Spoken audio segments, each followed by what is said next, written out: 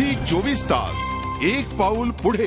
मुंबईला पावसाचे वेध लागलेत। पावसाळा जसजसा जवळ येतो तसतसे राजकारण्यांचे पाय मिठी नदीकडे वळतात। मिठी नदीची साफसफाई अजूनही कशी झालेली नाही याचे पाढे वाचले जातात। महापालिका एमएमआरडीएला दोष देते, एमएमआरडीए महापालिकेकडे बोट दाखवतं।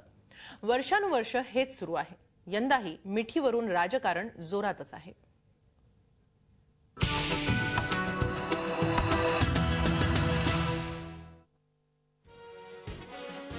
मुंबईतल्या मिठी नदीची पावसाळ्याआधी सगळ्या राजकीय नेत्यांना आठवण येते।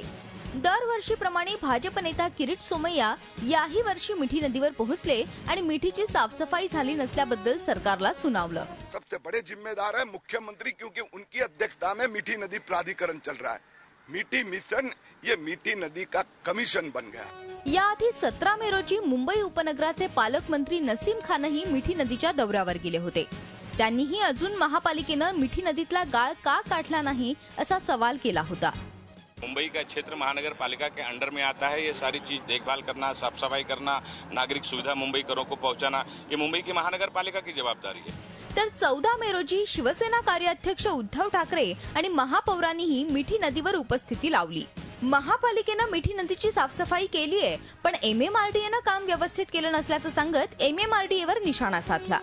मुंबई तो महापालिका अपना काम कर रही है, लेकिन साथ में और सारी संस्थाएं, मैं कई बार ये कहता हूं कि मुंबई एक ऐसा शहर है कि बहुत सारी संस्थाएं उसके ऊपर राज करती। मिठी नदीकाठच्या झोपड्या हटवण्याचं काम सुरू आहे। पाऊस येण्याआधी ही सगळी कामं पूर्ण होतील असा विश्वास त्यांनी व्यक्त केलाय। पावसाळ्यात मुंबईकरांना कुठलाही त्रास होणार नाही असा दावाही महापालिका आयुक्तांनी केलाय। नेहमीची येतो पावसाळा, तसंच पावसाळा आला की नेहमीच रंगतं राजकारण। 2005 साली मुंबईला बुडवणारी मिठी नदी राजकारण्यांसाठी राजकारणाचे एक कारण झालंय। झी 24 ताससाठी मुंबईहून निवेदिता मिश्रासह bureau report, Mumbai. Zee 24 Taas एक पाऊल पुढे।